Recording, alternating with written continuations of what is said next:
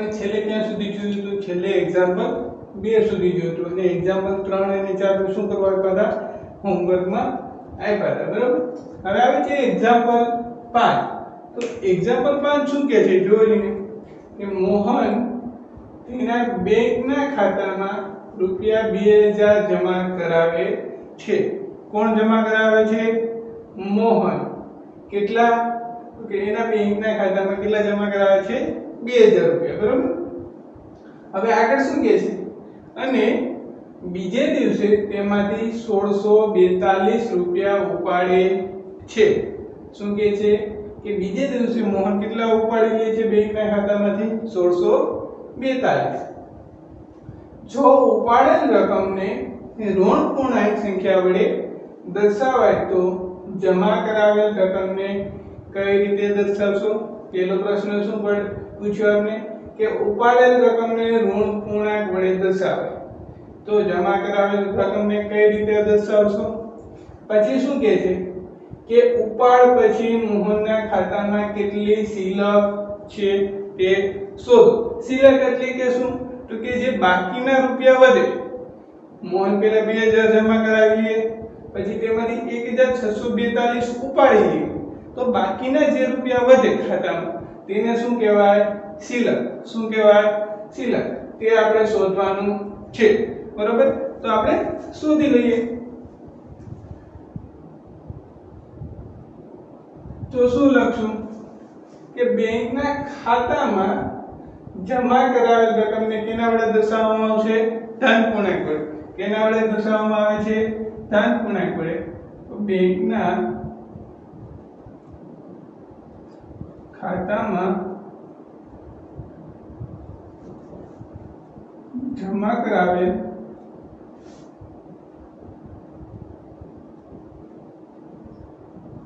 રકમને ધન પૂર્ણાંક વડે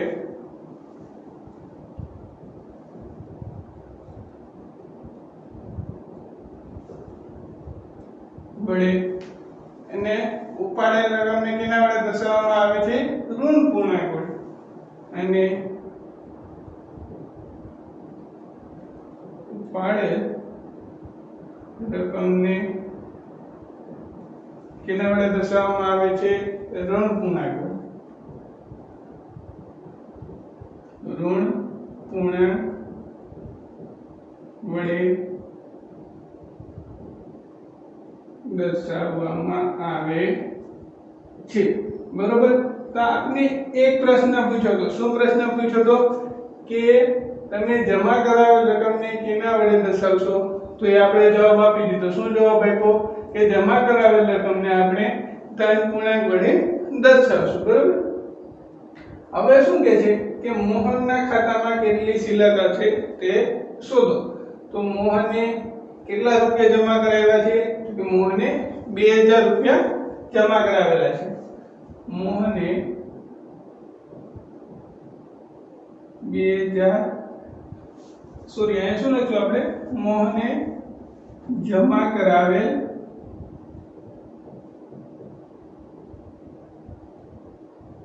રકમ.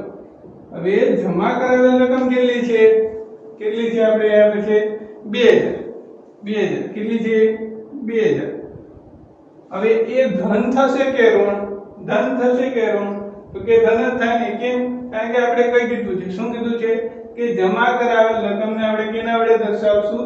ધન પૂર્ણાંક વડે, બરાબર? એટલે એ રકમ કેવી થશે? ધન. હવે શું કરે છે? કે બીજે દિવસે કેટલી રકમ ઉપાડી લે છે? 1642. હવે મોહને ઉપાડેલ રકમ એ કેટલી છે? તો કે 1642. અને ઉપાડેલ રકમને આપણે કેના વડે દર્શાવીએ છીએ? ઋણ પૂર્ણાંક વડે. કેના વડે દર્શાવીએ છીએ? ઋણ પૂર્ણાંક વડે, બરાબર? તો આપણે શું કરવાનું છે? હવે શિલક શોધવાની છે. તેથી મોહનના ખાતાની શિલક બરાબર શું થશે? બરાબર શું થશે? તો કે જમા કરાવેલ રકમ માઈનસ ઉપાડેલ રકમ, જમા કરાવેલ રકમ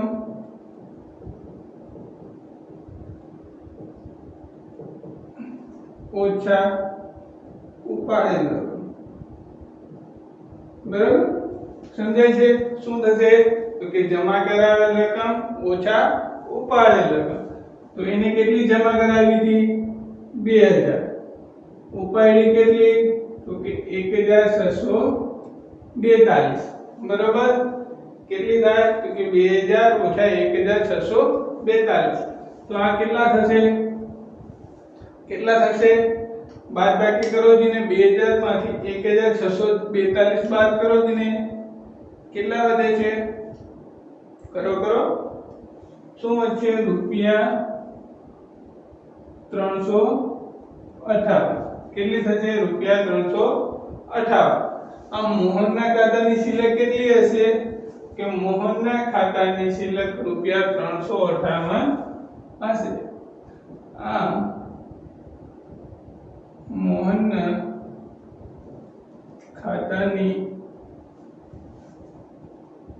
શિલ્લક રૂપિયા 358 હશે. બરાબર? આ તો એક્ઝામ્પલ 5. હવે આવે છે એક્ઝામ્પલ 6. તો એક્ઝામ્પલ 6 શું કહે છે? રીટા બિંદુ A થી પૂર્વ દિશા તરફ બિંદુ B સુધી 20 કિલોમીટરનું અંતર કાપે છે. તો રીટા ક્યાંથી કેટલું અંતર કાપે છે?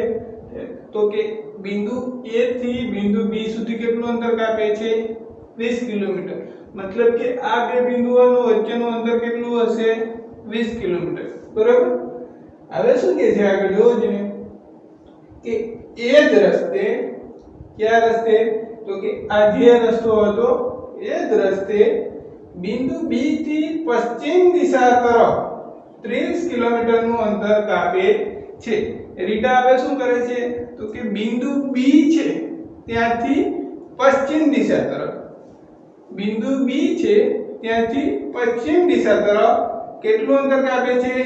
30 કિલોમીટરનું અંતર કાપે છે. બરાબર? તો હવે શું કહેશું?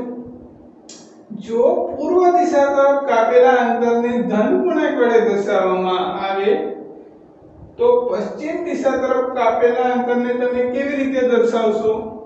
બરાબર? આ આપણો પ્રથમ ક્વેશ્ચન.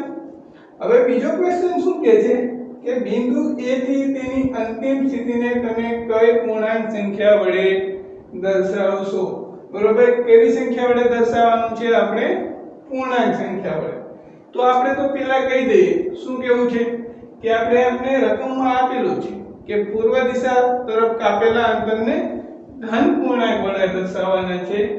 તો આપણે કહેશું કે પશ્ચિમ દિશા તરફ કાપેલા અંતરને કેના વડે દર્શાવશું? તો આપણે લખી લઈએ. શું લખશું? કે પૂર્વ દિશા તરફ કાપેલા અંતરને ધન પૂર્ણાંક વડે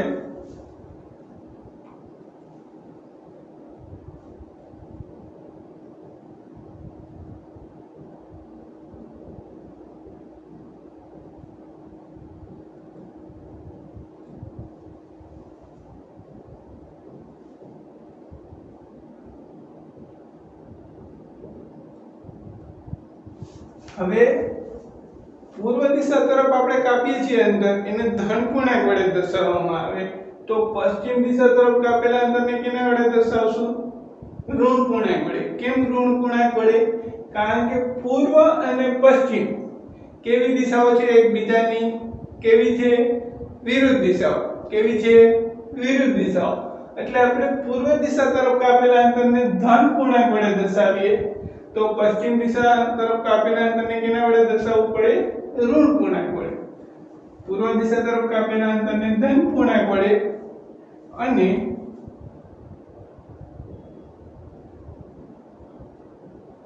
પશ્ચિમ દિશા તરફ કાપેલા અંતરને ઋણ પૂર્ણાંક વડે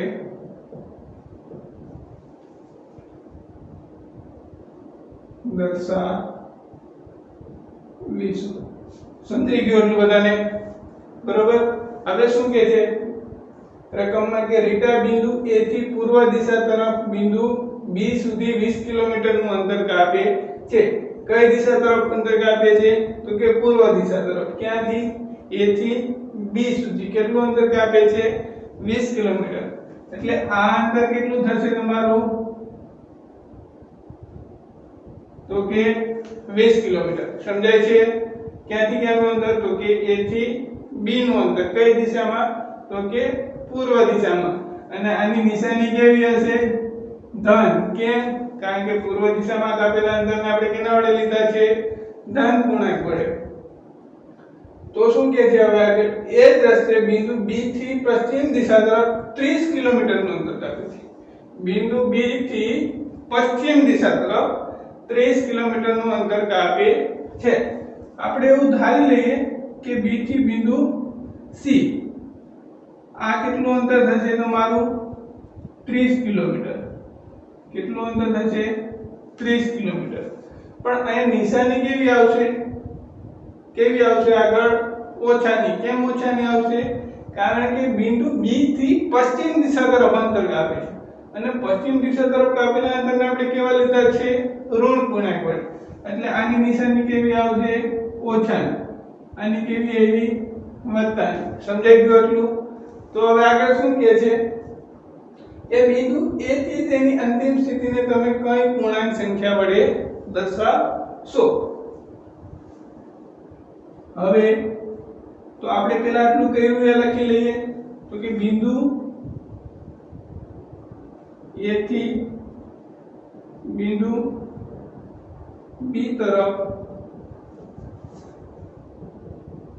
કાપેલું અંતર કેટલું આવ્યું આપણે? તો કે +20 કિલોમીટર. બરાબર. કેમ પ્લસ? તો કે પૂર્વ દિશા તરફ કાપેલું અંતર છે અને બિંદુ B થી બિંદુ C તરફ કાપેલું અંતર કેટલું થશે? કે -30 કિલોમીટર થશે. સમજાઈ ગયું એટલું બધાને? બરોબર. તો હવે આપણે એટલું પૂછે છે કે બિંદુ A થી તેનું અંતિમ સ્થાન કેટલું દૂર હશે? તો શું લખશું? હવે બિંદુ A થી તેમનું અંતિમ સ્થાન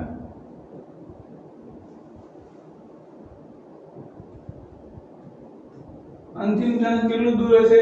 તો કે પહેલા બિંદુ A થી B તરફ 20 કિલોમીટર ગયા, B થી C તરફ -30 કિલોમીટર. એટલે કેટલું થશે? તો કે +20 કિલોમીટર -30 કિલોમીટર. સમજાય છે? તો કેટલું થશે? 20 - 30 એટલે તો કે -10 કિલોમીટર. કેટલું થશે? -10 કિલોમીટર. આમ આપણે શું કહેશું? કે બિંદુ A થી તેમનું અંતિમ સ્થાન કેટલું દૂર હશે? -10 કિલોમીટર. આ વાક્ય તમારે નીચે લખવાનું છે. શું? તો કે બિંદુ A થી તેમનું અંતિમ સ્થાન -10 કિલોમીટર દૂર હશે. બરાબર. 7. તો એક્ઝામ્પલ 7 માં શું કહે છે કે એક જાદુઈ ચોરસમાં દરેક હરોળ, કોલમ અને વિકર્ણ સમાન સરવાળો ધરાવે છે. આપેલ ચોરસમાં કયો જાદુઈ ચોરસ છે તે તપાસો. બે ચોરસ આપેલા છે. બરોબર. તો મેં આ એક ચોરસ દોર્યો. એનું કારણ શું? કોઈ કહેશે મને?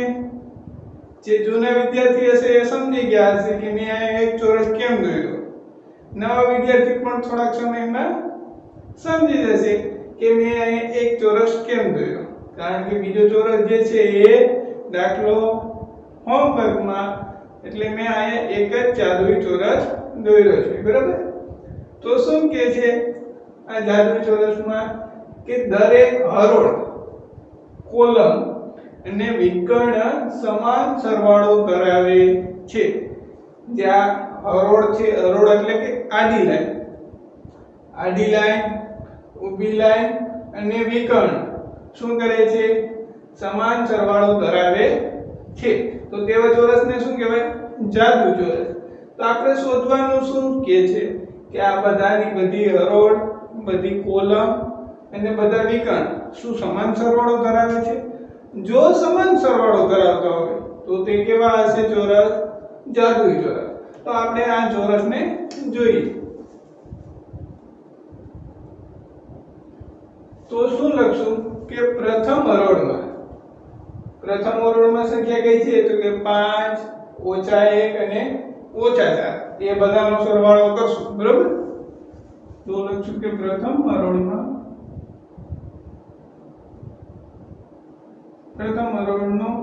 સરવાળો બરાબર શું થશે? તો કે 5 પછી શું છે? તો કે ઓછા 1 ઓછા 4 એટલે કેટલો થશે? પ્રથમ હરોળનો સરવાળો કેટલો થશે? 0. કેમ? કારણ કે 5 ઓછા 1 ઓછા 4, 5 માંથી 1 દે તો 4, 4 માંથી 4 દે તો 0.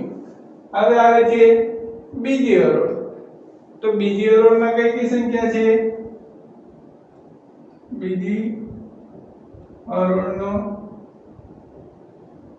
સરવાળો કઈ સંખ્યા છે બીજી હરોળમાં? તો કે ઓછા 5. આવી રીતે લખો તો પણ ચાલે. ઓછા 5 વત્તા ઓછા 2 વત્તા 7 આવી રીતે પણ લખો તો પણ ચાલે. તો ઓછા 5 ઓછા 2 કેટલા થાય? ઓછા 7.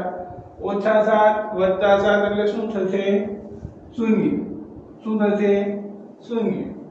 હવે આવે છે ત્રીજી હરોળ. શું આવે છે? ત્રીજી હરોળનો સરવાળો.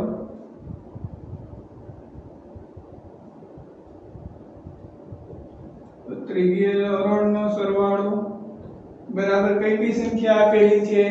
કઈ સંખ્યા આપેલી છે એમાં?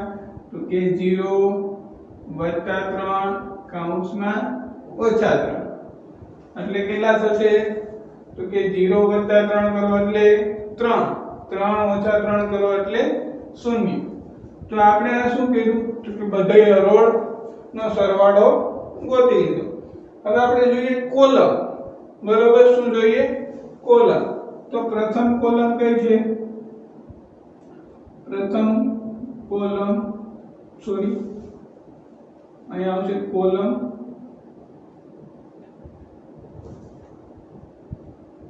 સરવાળો. બરોબર? તો કઈ સંખ્યા આપેલી છે? તો કે 5. બીજી કઈ આપેલી છે? ઓછા 5 અને ત્રીજી 0. હવે આ ત્રણેયનો સરવાળો કરો છો ને કે 5 વત્તા ઓછા 5 એટલે કેટલા થશે? 0. કેટલા થશે? 0. આમાં પ્રથમ કોલમનો સરવાળો આપણે શું મેળવો? 0. હવે આવે છે બીજી કોલમ. કઈ આવે છે? બીજી કોલમ. બીજી કોલમનો સરવાળો. તો બીજી કોલમમાં શું શું આપેલું છે? તો કે ઓછા 1 ઓછા 2 અને 3. ઓછા 1 વત્તા ઓછા 2 વત્તા 3. તો આ શું થશે? તો કે ઓછા 1 ઓછા 2 કરો એટલે ઓછા 3, ઓછા 3 વત્તા 3 કરો એટલે શું થાય? 0. હવે આવે છે ત્રીજી કોલમ. તો ત્રીજી કોલમનો સરવાળો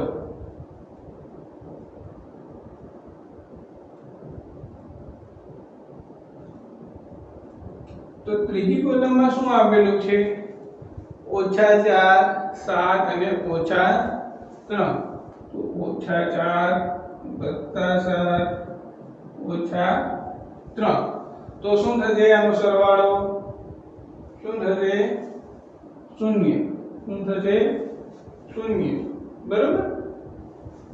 તો આપણે ત્રણ હરોળ લઈ લીધી, ત્રણ કોલમ લઈ લીધી. હવે લઈએ આપણે બે વિકર્ણ. તો વિકર્ણ એટલે શું? તો કે 5 ઓછા 2 અને ઓછા 3. તો પ્રથમ વિકર્ણ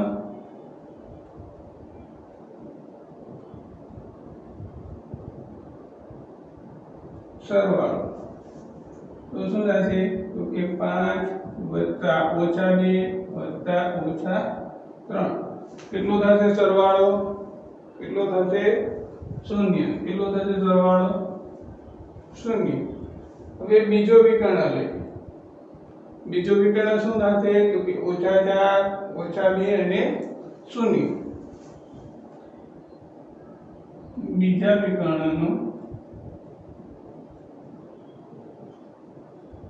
સરવાળો બરાબર શું લખશું તો કે ઓછા 4 વત્તા ઓછા 2 વત્તા 0 એટલે કેટલા થશે તો કે ઓછા 6 કેટલા થશે ઓછા 6 પણ આપણે શું કીધું હતું કે આ જાડું ચોરસ છે કે નહીં એ ચેક કરો મતલબ કે એમાં જે વિકર્ણ આવતા હોય હરોળ આવતી હોય અને કોલમ આવતી હોય એ બધાનો સરવાળો કેવો હોવો જોઈએ સરખો તો આપને શું મળે છે કે એક વિકર્ણનો સરવાળો બાકી બધા કરતા અલગ મળે છે તો આમ શું લખવું આમ 0 નોટ ઇક્વલ ટુ કોસા 6 એટલે કે આ જે ચોરસ છે એ જાદુઈ ચોરસ નથી આ ચોરસ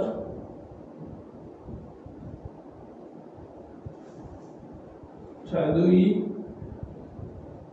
ચોરસ નથી આવી જ રીતે તમને અહીં જે બીજો ચોરસ આપ્યો છે તેનું શું કરશું તો કે તેમાં જે હરોળ છે સંખ્યા લખેલી છે એનો સરવાળો કરશું એવી રીતે 3 હરોળ માટે કરશું 3 કોલમ માટે કરશું અને 2 વિકર્ણ માટે કરશું જો બધાનો જવાબ સરખો મળે તો એ ચોરસ જાદુઈ ચોરસ છે જો સરખો ન મળે તો એ જાદુઈ ચોરસ નથી બરોબર એટલે એ દાખલો હોમવર્કમાં એક્ઝામ્પલ 8 માં શું કહે છે કે નીચે આપેલી કિંમતો a અને b માટે a ઓછા b બરાબર શું થાય a વત્તા b ચકાસો આપણે આ જ ચકાસવાનું છે એમાં એક્ઝામ્પલ 1 માં a બરાબર 22 અને b બરાબર 18 આપેલું છે તો આપણે જોઈએ બરાબર તો શું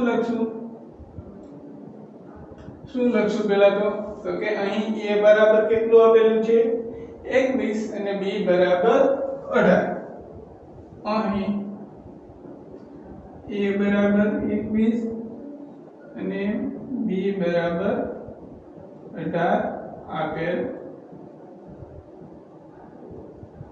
છે બરાબર એટલું આપણે આપેલ છે તો હવે પહેલા આપણે આની ડાબી બાજુ ચકાસી લઈએ બરાબર તો ડાબી બાજુ એના લખશું શું આપણે ડાબા એટલે ડાબી બાજુ તો ડાબા આપણે શું આપેલું છે તો કે a કૌંસમાં a ઓછા કૌંસમાં ઓછા b તો હવે a અને b ની કિંમતો મૂકી દઈએ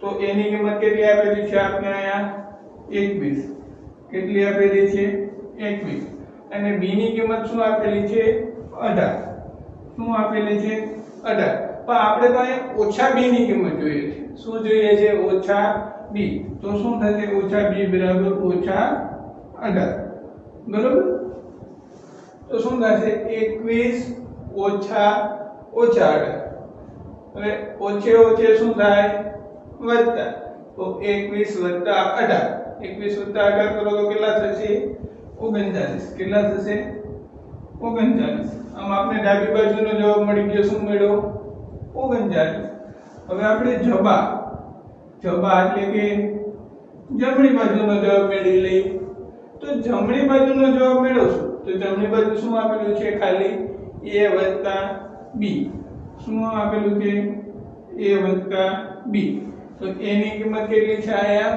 21 કેટલી છે 21 ને b ની કિંમત કેટલી છે 18 તો શું જવાબ મળશે 21 + 18 કરશો તો શું થશે 21 + 18 કરશો એટલે 39 આમ તમને શું મળશે ડાબા બરાબર જબા આમ ડાબી બાજુ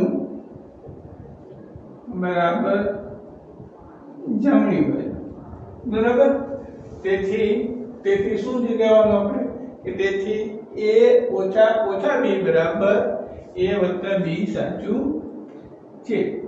તેથી a ઓછા ઓછા b બરાબર a વત્તા b સાચું છે. બરાબર. આ તો એક્ઝામ્પલ a. હવે એક્ઝામ્પલ b માં પણ એમ જ કરવાનું છે. શું કરવાનું છે? a બરાબર 118 લેવાના છે અને b બરાબર શું લેવાનું છે? 125. આપણે લઈ લઈએ, આપણે શું હતું એમાં. તો શું કહેશું કે અહીં a બરાબર 118 અને b બરાબર 125 આપેલ છે. બરાબર. હવે આપણે આવી જ રીતે આગળ વધવાનું છે. ડાબા. શું? ડાબા. ડાબા એટલે ડાબી બાજુ. તો ડાબી બાજુ શું આપેલું છે આપણે? a ઓછા ઓછા b. તો a બરાબર શું છે? અહીંયા આપણી પાસે 118 ઓછા ઓછા b. તો 118 ઓછે ઓછે શું થશે? ઓછે ઓછે શું થશે? વત્તા. તો 118 વત્તા 125 કેટલા થશે? કોણ કહેશે? ચાલો તમે બોલો, જલ્દી બોલો. 118 વત્તા 125 તો કે 243. શું થશે? 243. 243 જ થાય ને? હિસાબ કરતા રહેજો, ખબર છે? હવે આવે છે જબા. તો જબામાં શું આપેલું છે? ખાલી a વત્તા b. આગળની જેમ જ ખાલી આપણે દાખલો ગણવાનો છે. તો 118 વત્તા 125 તો કેટલા થશે? 118 વત્તા 125 કરશો તો 243. તો આમાં પણ આપણે શું મળ્યું? શું મળ્યું? કે ડાબા બરાબર જબા. શું મળ્યું? ડાબા બરાબર જબા. આમ શું લખશું નીચે? ડાબા બરાબર જબા. તેથી શું? a ઓછા ઓછા b બરાબર a વત્તા b સાચું છે. તો આટલું લખી લેશો નીચે. આ તો એક્ઝામ્પલ 2. હવે એક્ઝામ્પલ 3 અને 4 આના જેવા જ છે, એટલે એ પણ દાખલા તમને શું કરું છું? હોમવર્કમાં આપું છું. બરાબર.